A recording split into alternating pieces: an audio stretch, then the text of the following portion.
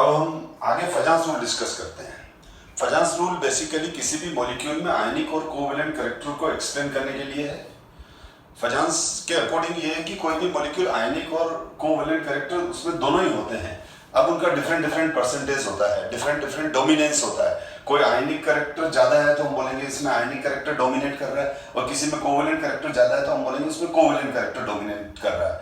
तो देखो कैसे, तो जो फजांस रूल के अकॉर्डिंग कोई भी मॉलिक्यूल है तो उस मॉलिक्यूल को उसने पहले क्या अज्यूम किया कि वो मॉलिक्यूल में केटायन स्फीयर और एनायन स्फीयर है। सबसे पहले फजांस क्या कहता है कि जितने भी मॉलिक्यूल्स हैं, बहुत अच्छा अजम्पशन है ये, और इससे बहुत सारे क्वेश्चन सॉल्व होने वाले हैं आपके। केटायन और एनायन, कोई भी मॉलिक्यूल केटायनिक स्फीयर्स और एनायनिक स्फीयर से मिलके बना है। उसमें केटायन लेस इलेक्ट्रोनेगेटिव एलिमेंट को उसने केटायन अज्यूम किया, मोर इलेक्ट्रोनेगेटिव एलिमेंट को एनायन अज्यूम किया, और फिर इन केटायन और एनायंस के इंटरेक्शन से बॉन्डिंग को एक्सप्लेन किया इसने। कैसे देखो तो सबसे पहले ये देखो, केटायन है, ये एनायन है, ये केटायन का न्यूक्लियस है, ये एनायन का न्यूक्लियस है।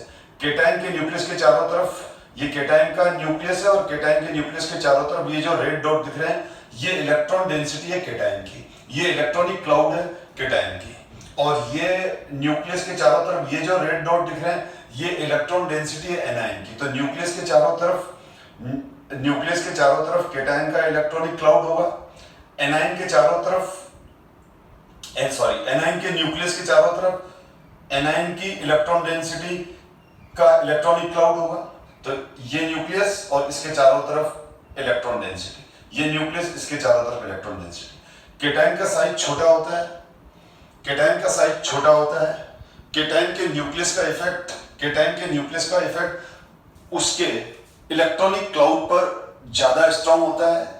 एनायन का साइज बड़ा होता है, तो एनायन का जो न्यूक्लियस है उसमें नंबर ऑफ प्रोटॉन्स तो कम है, एनायन का जो न्यूक्लियस है उसमें नंबर ऑफ प्रोटॉन्स तो कम है, और उसके चारों तरफ इलेक्ट्रॉन ज्यादा है, तो साइज बड़ा हो गया।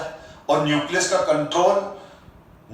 जो कंट्रोल है वो उसके इलेक्ट्रॉनिक क्लाउड पर कम रहता है, और यहाँ पर न्यूक्लियस का कंट्रोल उसके इलेक्ट्रॉनिक क्लाउड पर ज्यादा रहता है। तो सबसे पहले तो आप ये क्लियर हो गया कि केटायन का साइज स्मॉलर, एनायन का लार्जर।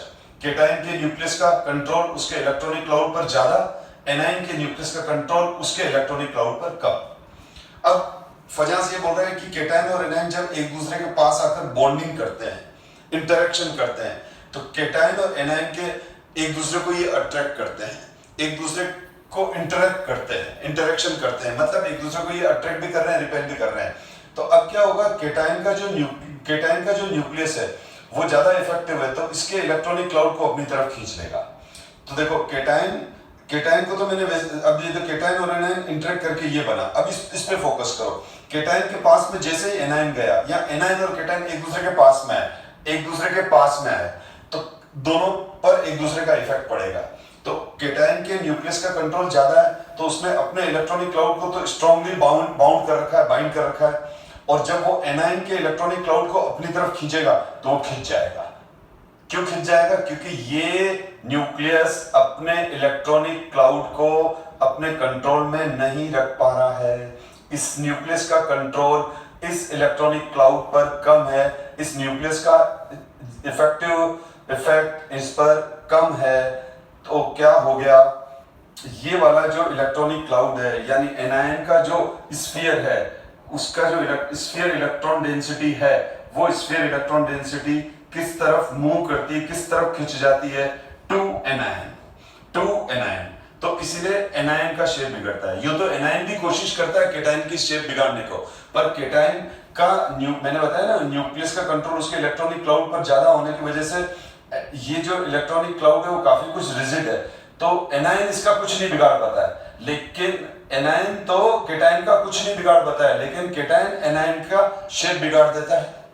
यानी एक जिसमें ज्यादा ताकतवर है, एक पहलवान है, एक रेसलर है, ठीक है, तो किसी ऑर्डिनरी आदमी को से अगर लड़ेगा तो ऑर्डिनरी आदमी तो रेसलर का कुछ नहीं बिगाड़ पाएगा, लेकिन रेसलर उसको 2-4 ही पंच मारेगा तो उसका शेप बिगड़ जाएगा। तो वही वाली बात है, यहाँ केटायन किसका शेप बिगाड़ देता है, या केटायन एनायन का शेप बिगाड़ देता है, एनायन को एनायन का जो इलेक्ट्रॉनिक क्लाउड है वो खिंचकर किसके ऊपर ओवरलैप हो जाता है, केटायन पर। तो हम ये जो हुआ, ये जो शेप बिगड़ा, एनायन का जो इलेक्ट्रॉन डेंसिटी वो केटायन की ओर मूव करके ओवरलैप हुआ, इस फिनोमेना को हम बोलते हैं डिस्टॉर्शन इन एनायन। क्या बोलते हैं, डिस्टॉर्शन इन एनायन, या फिर बोलते हैं polarisation in anion. Polarisation word हम यूज करेंगे, ठीक है, आगे फर्दर केमिस्ट्री के अंदर हम हमेशा पोलराइजेशन इन एनायन डिस्कस करेंगे। तो केटायन क्या करता है, एनायन के अंदर पोलराइजेशन क्रिएट करता है। पोलराइजेशन जितना ज्यादा क्रिएट होगा यानी ओवरलैपिंग उतनी ज्यादा होगी, और ओवरलैपिंग जितनी ज्यादा हो गई इन दोनों के बीच में तो कोवेलेंट कैरेक्टर उतना बढ़ गया। तो कहने का मतलब क्या हुआ कि जो पोलराइजेशन इन एनायन है वो directly proportional to covalent character है। तो जितना ज्यादा पोलराइजेशन होगा एनायन में, किसी भी मॉलिक्यूल के एनायन में, किसी भी मॉलिक्यूल के एनायन में जितना ज्यादा पोलराइजेशन होगा, ठीक है, हम बोलेंगे उसमें, उस मॉलिक्यूल में कोवेलेंट कैरेक्टर उतना ज्यादा है। तो polarisation in anion directly proportional to covalent character, this is a very important point, ठीक है। अब क्वेश्चन ये है कि ना एनायन में कब ज्यादा पोलराइजेशन होगा, तो दो सिचुएशन है। केटायन जितना ज्यादा स्ट्रांग होगा तो उसका पोलराइजेशन पावर उतना ज्यादा होगा। केटायन तो पोलराइजेशन करता है, ध्यान रखना, केटायन तो पोलराइजेशन करता है, यानी केटायन तो रेसलर है, मारता है, ठीक है, और एनायन पोलराइज्ड होता है, एनायन का शेप बिगड़ता है, ठीक है, यानी एनायन मार खाता है। तो अब केटायन की पोलराइजेशन पावर ज्यादा होनी चाहिए, यानी केटायन मजबूत होना चाहिए, और एनायन जितना ज्यादा वीक होगा उतना जल्दी पोलराइज होगा। तो केटायन स्ट्रॉन्ग और एनायन वीक, तो बहुत बढ़िया कोवेलेंट बॉन्ड, और दोनों ही स्ट्रॉन्ग तो फिर आयनिक बॉन्ड बनने के चांस हो जाते हैं। तो देखो वो अपन एग्जांपल से डिस्कस करेंगे, जैसे अभी मैंने हाइब्रिडेशन डिस्कस किया तो डेफिनेशन से हाइब्रिडेशन थोड़ी समझ में आया, एग्जांपल से आया। यहाँ पे भी एग्जांपल लेंगे अभी अपन बहुत सारे। तो इसका मतलब केटायन की पोलराइजेशन पावर होती है, ये माइंड में सेट रखो। केटायन की क्या होती है, पोलराइजेशन पावर। एनायन पोलराइज्ड होता है, केटायन स्ट्रॉन्ग तो पोलराइजेशन ज्यादा क्रिएट करेगा, एनायन ढीला डाला वीक, ठीक, तो थोड़े से ही इफेक्ट से, केटायन के थोड़े से इफेक्ट से ही उसका शेप ज्यादा बिगड़ जाएगा। एनीवे, अब क्वेश्चन ये है कि ना for more covalent character in a given molecule, या फिर मोर पोलराइजेशन इन एनायन, किसी एनायन में पोलराइजेशन कब ज्यादा होगा, तो size of cation should be smaller. सही, पहला पॉइंट है बेटा, देखो size of cation should be smaller. Size, cation का साइज जितना ज्यादा छोटा होगा उसका जेड इफेक्ट उतना ज्यादा हो जाएगा, तो उसकी खींचने की पावर उतनी ज्यादा हो जाएगी इस इलेक्ट्रॉनिक क्लाउड को, ठीक है। और दूसरा है size of anion should be larger, ये एनायन जितना ज्यादा बड़ा होगा इसका इलेक्ट्रॉनिक क्लाउड उतना ज्यादा फैला हुआ होगा, डिफ्यूज होगा, तो ये अपने इलेक्ट्रॉनिक क्लाउड को संभाल नहीं पाएगा, ठीक है। Third, charge on cation as well as anion should be higher, तो केटायन पर और एनायन पर दोनों पे चार्ज ज्यादा होना चाहिए। देखो ये केटायन A प्लस 2 A+3, तो देखो केटायन का साइज बनता है तो साइज डिक्रीज होता जाता है, A से छोटा A+, से छोटा A+2, A+2 से छोटा A+3। तो सबसे ज्यादा स्ट्रॉन्ग केटायन कौन सा हो गया, A+3। साइज छोटा है, चार्ज ज्यादा है, एनायन के पास में जाएगा तो एनायन बहुत ज्यादा घबरा जाएगा, एनायन के शेप को बहुत ज्यादा बिगाड़ने में, मतलब एनायन का शेप बहुत ज्यादा बिगाड़ने की कैपेसिटी A+3 में है, तो इसीलिए केटायन पर चार्ज ज्यादा होना चाहिए। अब एनायन पर भी चार्ज ज्यादा होना चाहिए, देखो क्योंकि B से B- बना, साइज बढ़ गया, B- से B-2 बनेगा और साइज बढ़ जाएगा, B-2 से B-3 बनेगा और साइज बढ़ेगा। तो अब क्या हो गया, B के अंदर प्रोटॉन तो उतने ही है न्यूक्लियस के अंदर, लेकिन इलेक्ट्रॉन बढ़ते जा रहे हैं, ठीक है। तो यहाँ जो B-3 का न्यूक्लियस है वो अपने इलेक्ट्रॉनिक क्लाउड को संभाल नहीं पाएगा, यानी ये इसका इलेक्ट्रॉनिक क्लाउड लूजली हैंड हो गया, इसका इलेक्ट्रॉनिक क्लाउड क्या हो गया, B-3 का लूजली हैंड हो गया।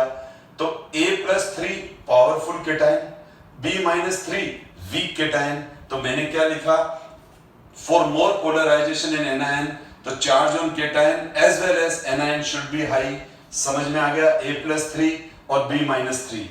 तो A+3 की पोलराइजेशन पावर बहुत ज्यादा होगी, B-3 इजीली पोलराइज हो जाएगा, वो इजीली पोलराइज हो जाएगा, इस तरह इजीली पोलराइज हो जाएगा, क्योंकि उसका न्यूक्लियस इसके इलेक्ट्रॉनिक क्लाउड को बिल्कुल ही नहीं संभाल पा रहा, बहुत ज्यादा इलेक्ट्रॉन ले लिए हैं इसने।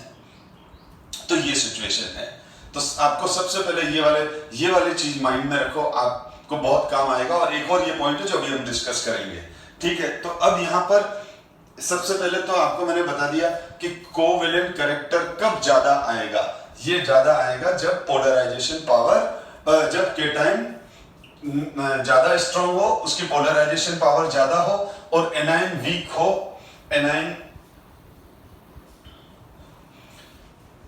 अपने इलेक्ट्रॉनिक क्लाउड को संभाल नहीं पाता हो, तो केटाइन इसका फायदा उठा के इसको पोलराइज कर देगा। अब इसके एनायन का इलेक्ट्रॉन डेंसिटी केटाइन पर ओवरलैप हो जाएगा, कोवेलेंट बॉन्ड बनेगा, ठीक है। अब ध्यान दो, अब जो एक एग्जांपल ले लेता हूं, फिर इसको डिस्कस करता हूं मैं। तो या चलो इसको डिस्कस कर ही लेते हैं। एक टर्म और समझो बेटा, आयनिक पोटेंशियल। आयनिक पोटेंशियल क्या होता है? Simply charge on cation upon radius of cation, ठीक है। जैसे ये Na प्लस है, Na प्लस है, Mg प्लस 2 है और Am प्लस 3 है, ये 3 केटाइन है। Na प्लस का साइज ये है, एक तो लेफ्ट राइट चलते साइज घटेगा और चार्ज भी बढ़ रहा है। तो लेफ्ट राइट चल रहा हूं तो क्या हो रहा है? लेफ्ट राइट चल रहा हूं तो radius of atom, radius of cation क्या हो रहा है? वही अभी डिस्कस किया, radius of cation decrease, charge on cation, charge on cation increase. तो ionic potential value, ionic potential मतलब फाई बोलते हैं, ionic potential value of cation increase, ठीक है। तो केटाइन का आयनिक पोटेंशियल वैल्यू बढ़ रहा है। तो अब मेरा क्वेश्चन ये है कि अभी मैंने जो आपको कंसेप्ट बताया उसके हिसाब से Na प्लस, Mg प्लस 2 और Am प्लस 3 किसका पोलराइजेशन पावर ज्यादा होगा? किसका पंच बहुत तेजी से पड़ेगा? कौन पावरफुल केटाइन है? Am plus 3। तो मैं ये लिख सकता हूं, polarisation power of cation, polarisation power of cation increase. तो मैंने क्या कहा, यहां केटाइन की पोलराइजेशन पावर होती है। केटाइन की क्या होती है? केटाइन की पोलराइजेशन पावर होती है। और जब केटाइन की पोलराइजेशन पावर होगी, जब केटाइन की बेटा क्या होगी? पोलराइजेशन पावर होगी, तो ही तो वो एनायन को डिस्टॉर्ट करेगा। तो पोलराइजेशन पावर, तो इसीलिए है ना यहां एक नया रिलेशन आ रहा है, ionic potential, ionic potential, ionic potential value of cation, ionic potential value of cation is directly proportional to polarization power of cation। Ionic potential value of cation, यानी केटाइन को जो आयनिक पोटेंशियल है वो डायरेक्टली प्रोपोर्शनल क्या है? Polarisation power of cation. जिस cation का phi value ज्यादा होगा, जिस केटाइन का फाई वैल्यू ज्यादा होगा, उसकी पोलराइजेशन पावर भी ज्यादा होगी और वो कोवेलेंट बॉन्ड अच्छा बनाएगा। यानी मैं ये बोलूं कि इसका फाई तो क्या हो गया? इसका फाई तो लो फाई है और इसका फाई क्या हो गया? हाई फाई है। यानी ये हाई फाई है, Am प्लस 3 तो है हाई फाई और Na प्लस है लो फाई। तो Na प्लस का फाई लो है तो इसकी पोलर है, तो अब इसकी पोलराइजेशन पावर क्या हो जाएगी? अब इसकी पोलराइजेशन पावर क्या हो जाएगी? अब इसकी पोलराइजेशन पावर हो जाएगी, इसकी पोलराइजेशन पावर लो हो जाएगी। पोलराइजेशन पावर क्या हो जाएगी? इसकी पोलराइजेशन पावर क्या हो गई? इसकी लो हो गई। यानी एनायन को ज्यादा डिस्टॉर्ट नहीं कर पाएगा, तो लो पोलराइजेशन पावर हो गया। तो ये Na plus ionic bond form करता है, आप देख लो NaCl, NaBr आयनिक बॉन्ड बनाता है, आयनिक कंपाउंड बनाता है। और Al+3 का हो गया हाई-फाई, ये हाई-फाई है तो पोलराइजेशन पावर भी हाई हो गई, मोर हो गई, ठीक है। अब पोलराइजेशन पावर हाई हो गई तो ये कोवेलेंट मॉलिक्यूल बनाता है, कोवेलेंट मॉलिक्यूल बनाएगा या बॉन्ड बनाएगा, कोवेलेंट बॉन्ड बनाएगा या फिर कोवेलेंट मॉलिक्यूल बनाएगा, ये आयनिक मॉलिक्यूल्स बनाएंगे Na+, ठीक है। तो हम केटाइन के पोलराइजेशन पावर से, केटाइन के 5 वैल्यू से ये प्रिडिक्ट कर पाते हैं कि कौन से मॉलिक्यूल, कौन से केटाइन आयनिक बॉन्ड बनाएंगे और कौन से कोवेलेंट बॉन्ड बनाएंगे। तो फजांस रूल का, ये फजांस रूल है इतना छोटा सा, लेकिन इसकी एप्लीकेशन बहुत वाइड है, ठीक है। काफी सारे इनऑर्डिनरी के क्वेश्चंस फजांस रूल से ही क्लियर होते हैं। तो कुछ मैं एप्लीकेशन बताता हूं, स्पेशली जो हमारी बुक्स के अंदर है। ये देखो LiCl, NaCl, lithium, sodium, potassium, rubidium और सीजियम, जैसे ये हो गया बेटा। अब यहां पर देखो हम फजांस रूल के अकॉर्डिंग कैसे एक्सप्लेन करेंगे। तो सबसे पहले फजांस ने क्या कहा था, केटाइन एनायन, किसी भी मॉलिक्यूल को क्या अज्यूम करो, केटायनिक स्फीयर और एनायनिक स्फीयर कर दिया है। लेस इलेक्ट्रोनेगेटिव को तो केटाइन, मोर इलेक्ट्रोनेगेटिव को एनायन, Cl को एनायन।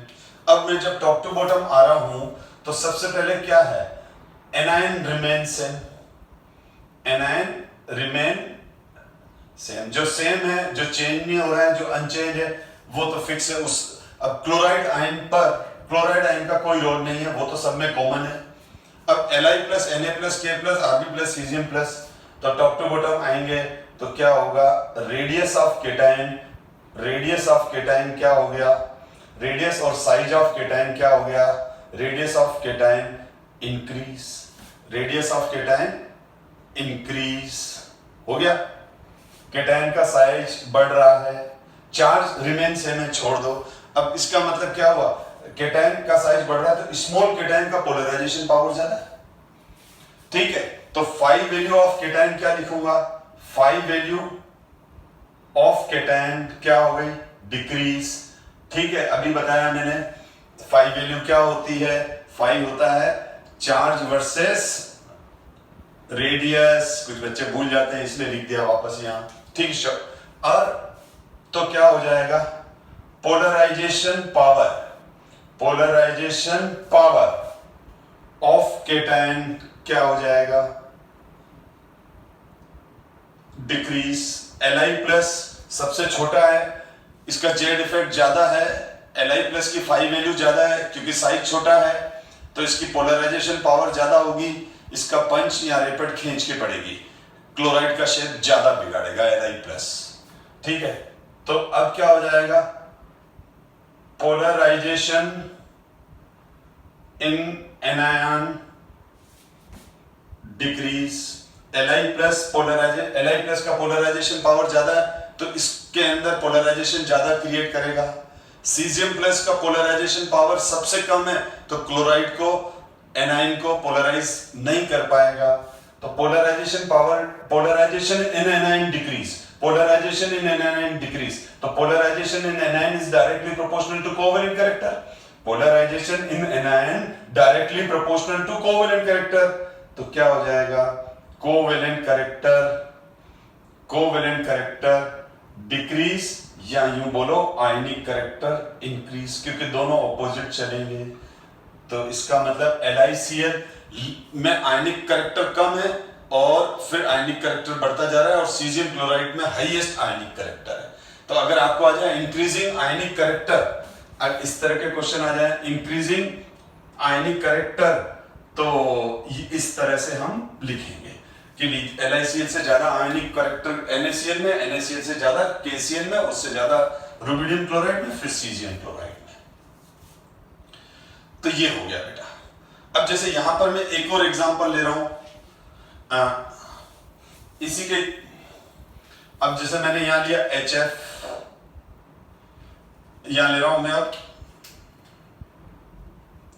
HF, HCl, HBr, और HI। ध्यान दो बेटा, HF, HCl, HBr और HI। अब यहां पर देखो मैंने क्या कहा, लेस इलेक्ट्रोनेगेटिव को तो लो केटायन और मोर इलेक्ट्रोनेगेटिव को लो एनायन। ठीक है, अब देखो यहां पर क्या हो रहा है, अब यहां पर वापस क्या हो गया, यहां जैसे chloride chloride chloride chloride common था, या H plus H plus H plus, मतलब cation remain unchanged. Top to bottom की बात चल रही है बेटा, ये सब इस एरो का मतलब ही टॉप टू बॉटम होता है।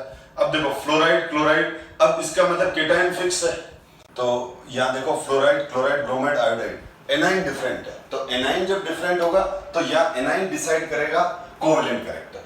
तो ये देखो टॉप टू बॉटम आते हैं तो साइज इंक्रीज होता है, फ्लोराइड से ज्यादा बड़ा क्लोराइड है, क्लोराइड से ज्यादा बड़ा ब्रोमाइड है, ब्रोमाइड से ज्यादा बड़ा आयोडाइड है। तो आयोडाइड का जो एटॉमिक स्फीयर है या आयनिक स्फीयर जो है आयोडाइड का, वो सबसे ज्यादा बड़ा है, तो आयोडाइड का जेड इफेक्ट सबसे कम है।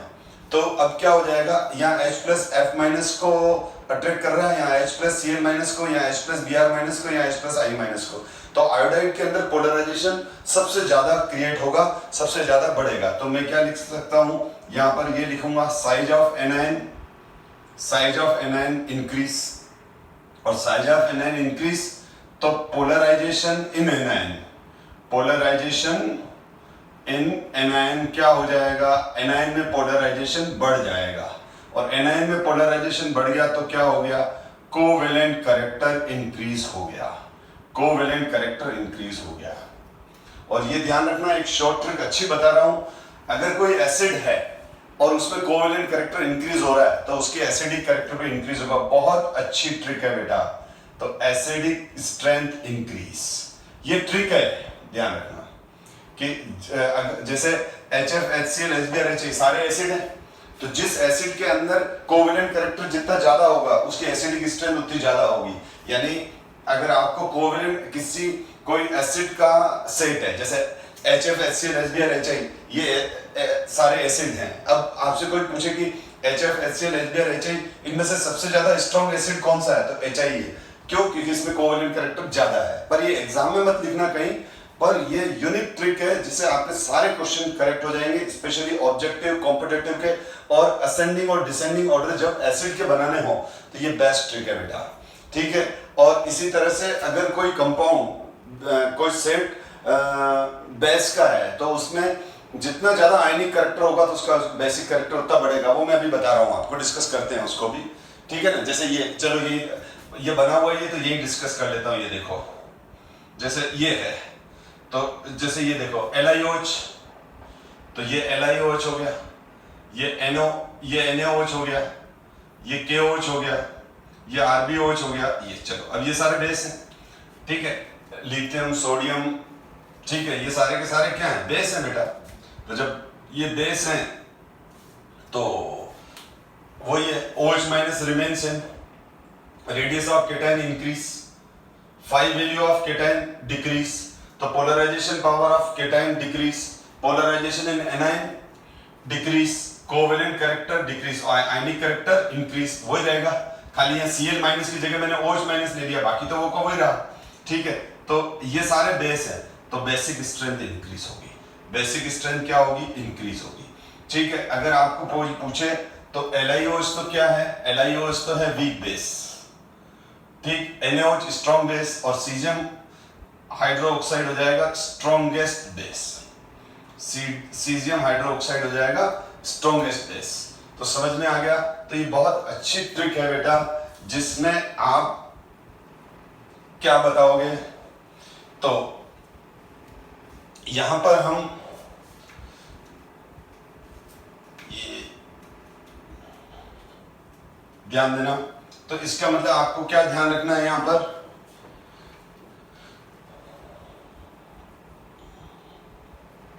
चलो एक और एग्जांपल दे रहा हूं मैं।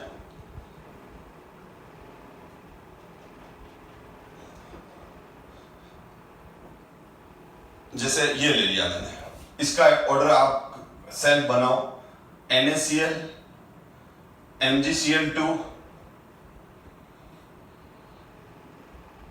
NaCl, MgCl2, AlCl3। तो left to right covalent character क्या होगा बताओ? ठीक है, तो ये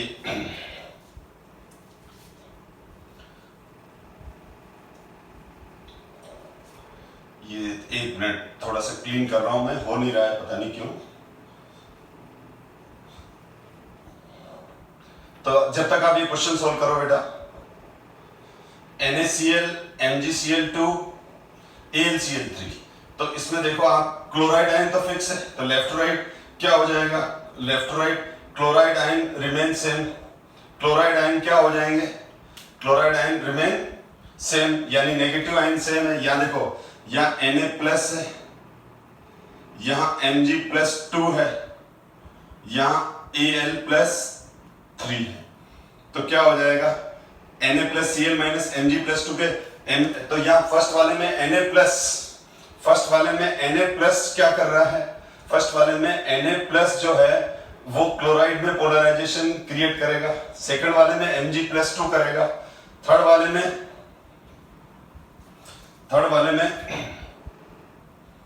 Al+3 करेगा। तो किसका आयनिक पोटेंशियल सबसे ज्यादा है?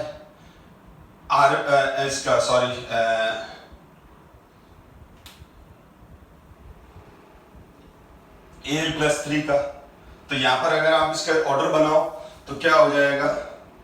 क्लोराइड आयन, और क्लोराइड आयन लिखूं या ये लिख सकता हूं, क्लोराइड आयन का मतलब लेफ्ट टू राइट चल रहा हूं तो एनायन रिमेन सेम, ठीक। 5 वैल्यू, सीधा 5 value of cation increase. Cation का 5 वैल्यू क्या हो रहा है? केटायन का 5 वैल्यू इंक्रीज हो रहा है, और केटायन का जब 5 वैल्यू इंक्रीज हो रहा है तो पोलराइजेशन पावर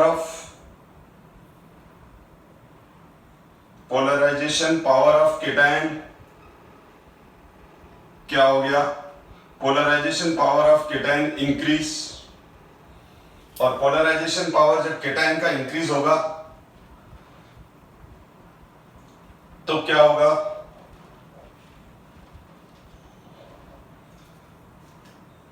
तो क्या हो जाएगा? Polarisation in chloride ion, polarisation in anion क्या हो जाएगा? इंक्रीज। केटायन स्ट्रांग होता जा रहा है तो कोवेलेंट कैरेक्टर इंक्रीज होगा, कोवेलेंट कैरेक्टर इंक्रीज हो जाएगा, और कोवेलेंट कैरेक्टर इंक्रीज होगा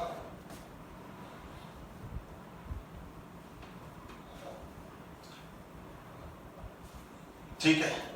तो ये हो गया इस तरह से। तो NaCl आयनिक है, और Al+3 जो है उसमें बहुत ज्यादा, मतलब Al+3 का क्या होता है? आयनिक पोटेंशियल की वैल्यू बहुत ज्यादा हो जाती है। तो जो Al+3 है उसके अंदर जो कोवेलेंट कैरेक्टर हो जाता है वो बहुत ज्यादा हो जाता है, इसीलिए हम AlCl3 में हाइब्रिडाइजेशन डिस्कस करते हैं, NaCl में नहीं करते हैं। क्यों नहीं करते हैं? क्योंकि NaCl में आयनिक कैरेक्टर डोमिनेट करता है, और इधर से जो AlCl3 है उसमें Al+3 का साइज बहुत ज्यादा छोटा है, चार्ज बहुत ज्यादा है, तो Al+3 का जो पोलराइजेशन पावर है वो बहुत ज्यादा हो जाता है, और Al+3 का पोलराइजेशन पावर ज्यादा होने की वजह से क्या हो जाता है? Al+3 का पोलराइजेशन पावर ज्यादा होने की वजह से वो क्लोराइड के साथ, क्लोराइड का जो एटॉमिक स्फीयर है, Cl- का जो आयनिक स्फीयर है वो Al+3 के साथ ओवरलैप करता है, तो इसीलिए हम AlCl3 में बोलते हैं sp2 हाइब्रिडाइजेशन है। NaCl का जो मेल्टिंग पॉइंट है वो 803 डिग्री सेंटीग्रेड है, यानी आयनिक कंपाउंड है तो उसका मेल्टिंग पॉइंट ज्यादा रहेगा, और AlCl3 तो 180 डिग्री पे सब्लिमाइज हो जाता है, सब्लिमेशन हो जाता है, वेपर में कन्वर्ट हो जाता है। तो जिसमें जितना ज्यादा आयनिक कैरेक्टर होगा उसका मेल्टिंग पॉइंट उतना ज्यादा होगा। और यही अगर मैं इसकी बात करूं, ये NaOH ले लिया Cl- की जगह, OH- ले लिया, MgOH का होल ट्वाइस 2, AlOH का होल थ्राइस। तो अब यहां पर क्या हो जाएगा? ये स्ट्रॉन्ग बेस हो गया, ये वीक बेस हो गया, ये एम्फोटेरिक हो जाता है। क्यों? क्योंकि इस जनरली जो मेटल होते हैं वो या तो बेस होते हैं या एम्फोटेरिक होते हैं, ठीक है। तो यहाँ एम्फोटेरिक इसीलिए हो गया क्योंकि इसमें कोवेलेंट कैरेक्टर डोमिनेट होने लग गया। तो मैंने आपको बताया, तो देखो जो आयनिक पोटेंशियल है, आयनिक पोटेंशियल डायरेक्टली प्रोपोर्शनल क्या हो जाएगा, covalent character upon ionic character directly proportional acidic strength और एसिडिक कैरेक्टर और acidic strength inversely proportional to basic strength. Strength या कैरेक्टर दोनों में से कुछ भी लिख सकते हो, ठीक है। तो ये रिलेशन बहुत इंपॉर्टेंट है, ठीक है, कि अगर आपको एसिडिक और बेसिक ऑर्डर फॉर्म करने हैं तो ये बेस्ट ट्रिक है जिससे आप, ठीक है ना, बता सकते हो। जनरली हायर 5 के वैल्यूज वाले केटाइंस एसिडिक स्ट्रेंथ के होते हैं। अभी मैं डिस्कस करता हूं और भी, तो यहां तक आपका कंसेप्ट क्लियर हो गया होगा। अब देखो, ये तो फजांस रूल के बारे में मैंने डिस्कस किया, ठीक है। अब फजांस रूल की एप्लीकेशन और देखें अपन, तो जैसे ये एनसीईआरटी का क्वेश्चन है, PCl3 एंड PCl5, ठीक है। तो दोनों में से कौन अब ये एनसीईआरटी बुक का ही क्वेश्चन है 12 का, कि PCl5 is more covalent, explain. तो आप क्या करो, PCl3 और PCl3 के फास्फोरस पर कौन सा ऑक्सीडेशन स्टेट है, PCl3 के फास्फोरस पर +3 है और इस पे कितना आ जाएगा, +5। तो आप क्या लिखोगे, PCl5 is more covalent because in case of PCl5 it have +5 oxidation state, therefore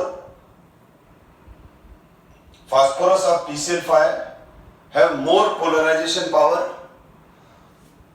तो ये PCl5 का जो फास्फोरस है उस पर +5 ऑक्सीडेशन स्टेट होने की वजह से वो क्लोराइड आयन को ज्यादा पोलराइज कर देता है, तो कोवेलेंट कैरेक्टर ज्यादा आ जाता है।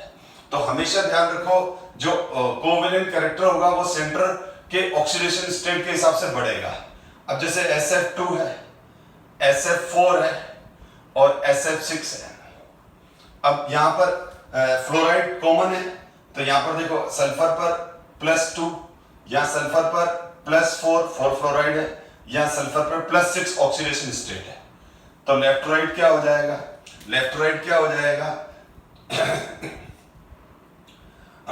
Charge on cation, charge on cation increase, और चार्ज ऑन केटायन इंक्रीज होगा तो रेडियस ऑफ केटायन क्या हो जाएगा, डिक्रीज हो जाएगा। और रेडियस ऑफ केटायन डिक्रीज होगा तो 5 वैल्यू इंक्रीज हो गई, कोवेलेंट कैरेक्टर इंक्रीज हो गया। तो SF2 से ज्यादा कोवेलेंट SF4 और SF4 से ज्यादा कोवेलेंट SF6। तो ये आप देख लो कि सेंटर में जो सेंटर है कोई भी मॉलिक्यूल है, जैसे SF2 का सेंटर सल्फर, SF4 का सेंटर सल्फर, SF6 का भी सल्फर, तो ये सेंटर पर अगर ऑक्सीडेशन स्टेट हायर होगी तो हम क्या बोलेंगे, हायर ऑक्सीडेशन स्टेट वाला सेंटर का आयनिक पोटेंशियल वैल्यू ज्यादा होगी, पोलराइजेशन पावर ज्यादा होगी, तो उसके चारों तरफ जो नेगेटिव आयन है उनको वो ज्यादा पोलराइज करेगा, उन एनाइंस में ज्यादा डिस्ट्रक्शन क्रिएट करेगा, तो कोवेलेंट कैरेक्टर भी बढ़ जाएगा। अब हम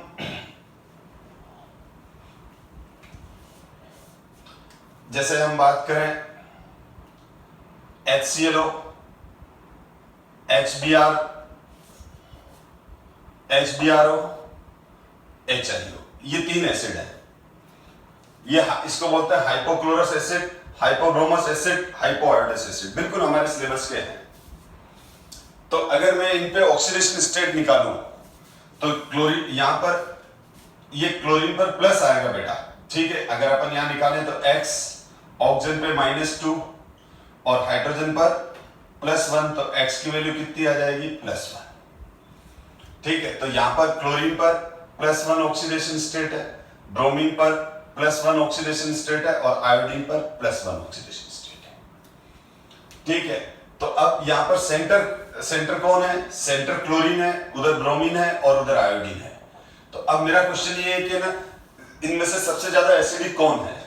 तो देखो, यहां पर क्लोरीन पर +1 है, यहां ब्रोमीन पर +1 है, यहां आयोडीन पर +1 है।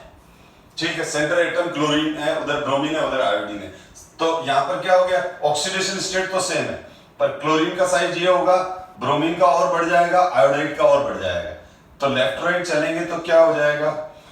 तो Cl या Cl+ पोलराइजेशन कर रहा है, या Br+ पोलराइजेशन कर रहा है, या I+ पोलराइजेशन कर रहा है। ठीक है, तो पोलराइजेशन पावर, अब कंसेप्ट तो क्लियर हो गया है। पोलराइजेशन पावर ऑफ केटायन क्या हो रहा है? डिक्रीज। Cl+ का पोलराइजेशन पावर कम होगा क्योंकि Cl+ का पोलराइजेशन पावर सबसे ज्यादा होगा क्योंकि साइज छोटा है, तो इसका आयनिक पोटेंशियल का वैल्यू सबसे ज्यादा है। फिर Br+ का साइज बढ़ा और I+ का साइज और बढ़ गया, तो I+ का साइज सबसे बड़ा है, तो ये कम पोलराइजेशन क्रिएट करेगा। तो यहां पर क्या हो जाएगा? Polarisation power of cation decrease. तो क्या हो जाएगा? कोवेलेंट कैरेक्टर क्या हो जाएगा? कोवेलेंट कैरेक्टर हो जाएगा डिक्रीज, और कोवेलेंट कैरेक्टर डिक्रीज हुआ तो एसिडिक कैरेक्टर डिक्रीज हुआ, क्योंकि ये सारे एसिड हैं। तो ये मैंने एक शॉर्ट ट्रिक की एप्लीकेशन बताई कि HClO, HClO, HBrO और HIO सारे के सारे एसिड है। अब इसमें ये स्ट्रॉन्ग एसिड हो गया और वे वीक एसिड हो गया, जबकि मैंने अभी आपको बताया था HF, HCl, HBr और HI। अब इस केस में तो क्या है, क्योंकि यहां तो क्या है कि या तो मैंने ऑक्सीडेशन स्टेट निकाल के बताई, यहां निकालने की जरूरत है ही नहीं, क्योंकि ये H+F- सीधा हाइड्रोजन पर +1 है, तो ये है। तो यहां पर क्या हो जाएगा? ये डिसाइडिंग, यहां पर ये देखो नेगेटिव आयन है। ठीक है, फ्लोराइड यहां पर तो क्लोरीन पर प्लस है, Br पर प्लस है, I पर प्लस है। ठीक है, और यहां पर HF fluoride, chloride, bromide, iodide है। तो अब यहां पर क्या हो जाएगा? लेफ्ट राइट क्या होता है? कोवेलेंट कैरेक्टर क्या हो रहा है? अभी मैंने बताया कोवेलेंट कैरेक्टर क्या हो रहा है? इंक्रीज हो रहा है। कोवेलेंट कैरेक्टर इंक्रीज होगा तो एसिडिक कैरेक्टर क्या हो जाएगा? एसिडिक कैरेक्टर या एसिडिक स्ट्रेंथ इंक्रीज हो जाएगी। HF से ज्यादा स्ट्रॉन्ग एसिड HCl, HCl से ज्यादा HBr, HBr से ज्यादा HI। सिमिलरली अगर मैं और भी एग्जांपल ले रहा हूं, ये देखो, जैसे HClO, HClO2, HClO3, HClO4,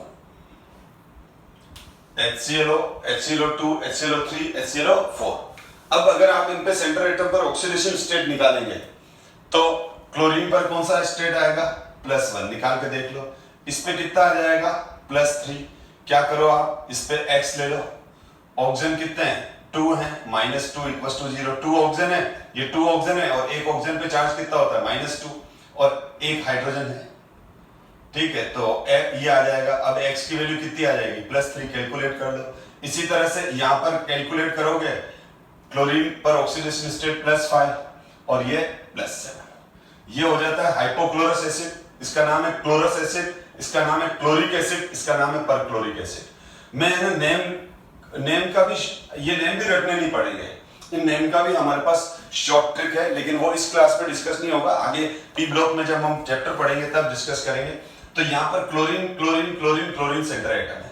ठीक है, अब आप ऑब्वियसली देख लो, अभी अभी मैंने बताया कि यहाँ पर क्लोरीन पॉजिटिव चार्ज है, तो charge of cation, charge on cation क्या हो रहा है? Charge on cation increase, charge on cation increase, और चार्ज बढ़ेगा तो radius of cation decrease, 5 value of ionic potential value, 5 value of cation increase, polarisation power of polarisation power of cation increase. ठीक, तो 5 value increase हो रही है, सीधी बात है कोवेलेंट कैरेक्टर इंक्रीज हो रहा है। Covalent character increase, acidic character और एसिडिक स्ट्रेंथ इंक्रीज। यानी HClO से ज्यादा स्ट्रॉन्ग HClO2 है, HClO2 से ज्यादा HClO3 है, HClO4 है। सुपर ट्रिक है। अगर आपको फजांस रूल अच्छे से अप्लाई करने आता है तो ये बेस्ट ट्रिक है बेटा, ठीक है ना। कि अगर आप उसके अंदर जो कोवेलेंट एसिड्स की बात कर रहा हूं, एसिड्स में जो कोवेलेंट कैरेक्टर का ऑर्डर होता है, वही ऑर्डर एसिडिक स्ट्रेंथ का होता है। ये देखो कोवेलेंट कैरेक्टर बढ़ रहा है, एसिडिक स्ट्रेंथ बढ़ रही है। यहां पर देखो HF, HCl, HBr, HI covalent character बढ़ रहा है इन मॉलिक्यूल में, इनकी एसिडिक स्ट्रेंथ बढ़ रही है। और इसी तरह से जो बेस में है आपको आयनिक कैरेक्टर निकालना आना चाहिए, ठीक है। जितना ज्यादा आयनिक कैरेक्टर होगा वो उतना अच्छा बेस बन जाएगा। मैंने क्या कहा, ये ट्रिक है। ये ट्रिक हमको 2 जगह काम आती है, ऑब्जेक्टिव सॉल्व करने में, कॉम्पिटिटिव के क्वेश्चंस को सॉल्व करने में, और दूसरा बोर्ड एग्जाम में जो ऑर्डर बनाने को आते हैं, relative order of acidic strength और बेसिक स्ट्रेंथ, ठीक है, तो उससे हम बना सकते हैं। एनीवे, तो हमेशा ध्यान रखो जब सेंटर मेटल पर हायर ऑक्सीडेशन स्टेट है तो वो कोवेलेंट होगा, और अगर वो एसिड है तो वो स्ट्रॉन्ग एसिड होगा। ये वाली बात, ठीक है। तो फजांस रूल आई थिंक आपको समझ में आ गया होगा अच्छे से। मैंने काफी सारे एग्जांपल भी दे दिए, ठीक है ना। और अब मैं नेक्स्ट क्लास में डिस्कस करूंगा oxidation states, oxidising agent, reducing agent और इनर्ट पेयर इफेक्ट। ये भी एक छोटी सी क्लास रहेगी, और फिर हम P ब्लॉक का नाइट्रोजन फैमिली स्टार्ट करेंगे।